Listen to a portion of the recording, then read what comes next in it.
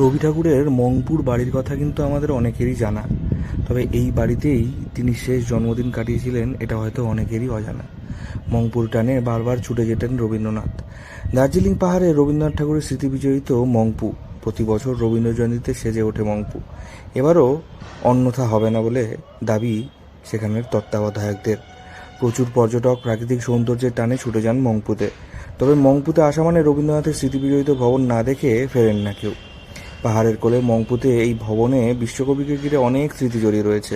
1938 21 মে উনি কালিম্পং থেকে রম্বি পর্যন্ত, रम्बी এখান থেকে 10 কিলোমিটার নিচে, जो नेशनल हाईवे रोड है सिक्किम सिलगुड़ी का, उन्हें निजर गाड़ी ते एसेছিলেন। और वो गाड़ी का नाम था अस्टिन कार, जो अभी शांति निकेतन म्यूजियम में। তারপরে রম্বি থেকে মংপু গুরুদেব পালকিতে করে নিয়ে এসেছিলেন। তখনকার দিনে এই মংপুর রাস্তাঘাট ভালো ছিল না। Those who were working in a Syncona factory as a labor, they just went to that place रम्बी, और वहाँ से गुरुदेव को पालकी में उठा के लेकर आया था।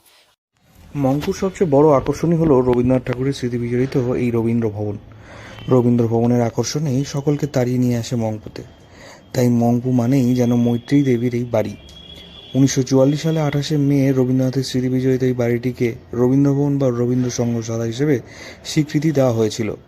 এই বাড়িতে বসেই কবি ছেলেবেলা, নবজাতক, জন্মদিন প্রভৃতি কবিতা লিখেন। 1938 সাল থেকে 1940 সালের মধ্যে কবি 4 বার আসেন মংপুতে। এই বাড়ির সামনে উন্মুক্ত সবুজ বাগান থেকে সামনের রং রোদের খেলা দেখতে দেখতে পর্যটকরা উপলব্ধি করবেন যে কেন রবি ঠাকুর বারবার এসেছেন মংপুতে। Here in Mongpo, and last visit it was in the year 1940, যখন উনি শেষবারে এসেছিলেন। তো সেই সময় গুরুদেব অসুস্থ ছিল, আর সেই সময় ওনার জীবনের শেষ 25শে বৈশাখ, গুরুদেবের 25শে বৈশাখ এই মংপুতে এই বাড়িতে পালন করা হয়েছিল। আর সেই সময় জন্মদিন উপলক্ষে দূর দূর গ্রাম থেকে গুরুদেবকে সম্বর্ধনা জানানোর জন্য অনেক লোক এসেছিলেন। আর সেই সময় जन्मदिन उपलक्षे गुरुदेव एक कविता लिखिए यही बाड़ीते। वो कविता का नाम भी जन्मदिन ही है। 1938 में कालिम्पोंग में भी जन्मदिन, इधर भी जन्मदिन 1940 में। टाइटल एक ही है लेकिन स्क्रिप्ट अलग अलग है। और इधर তত্ত্বাবধায়ক কুশল রায় জানান যে এই বাড়িতেই শেষ জন্মদিন রবি ঠাকুর কাটিয়েছিলেন। কবিগুরু এই বাড়িতে 4 বার এসেছিলেন। মৈত্রী দেবীর এই বাড়ি এখন পর্যটকদের ভীষণ পছন্দের জায়গা হয়ে দাঁড়িয়েছে। প্রতি বছরই তারা রবীন্দ্র জন্মদিনে বিশেষ অনুষ্ঠান করে পালন করে থাকেন। এবছরও ঠিক তেমন করেই পালন করা হবে রবীন্দ্রনাথ ঠাকুরের জন্মদিন। কলকাতা হাতিবাগান থেকে ঘুরতে এসে এক পর্যটক দীপাঞ্জলি ভুইয়া বলেন যে মংপুর কথা অনেক শুনেছিলাম, এই প্রথম এলাম। মংপু মানেই রবীন্দ্রনাথ। আমরা শিটং ঘুরতে এসেছিলাম, সেখান থেকে আজ রবীন্দ্র ভবন ঘুরে দেখলাম, দারুণ ভালো লাগলো। অসাধারণ এক অভিজ্ঞতা হলো।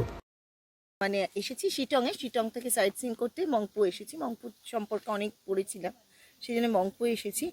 প্রথমতই প্রধান আকর্ষণ হলো রবীন্দ্রনাথ, তারপরেই টি হাউসটা ভীষণ ভালো লাগলো দেখতে, তারপরে রবীন্দ্র ভবনটা ঘুরে দেখলাম। এখানে ওনার বিভিন্ন লেখা সব কিছু যেগুলো রয়েছে, সোনার তরী বলুন, বলাকা বলুন, সমস্ত কিছু যা ক্যাপশনগুলো পড়লাম ভীষণ ভালো লাগলো। একটা নস্টালজিক আর কি বলতে পারি। একবার ঘুরে আসতে পারেন রবি ঠাকুরের স্মৃতি ঘেরা এই মংপু। দার্জিলিং থেকে অনির্বাণ রায় রিপোর্ট, লোকাল 18 বাংলা।